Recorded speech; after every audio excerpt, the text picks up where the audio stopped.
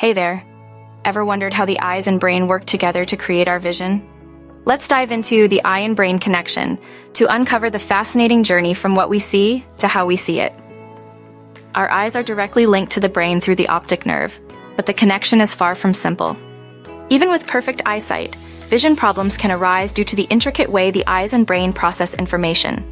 Structurally, the eyes and brain work as a team, with the optic nerve sending signals to the brain.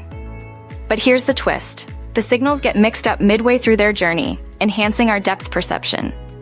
The eyes act as the passengers, the nerves as the roads, and the brain as the terminal where everything gets processed and reacted to. But when the connection between the eyes and brain goes haywire, it can lead to incorrect processing and inappropriate reactions. So the next time you experience vision issues, remember, it's not just about what you see, but also how your brain processes it. Stay curious about the incredible eye-brain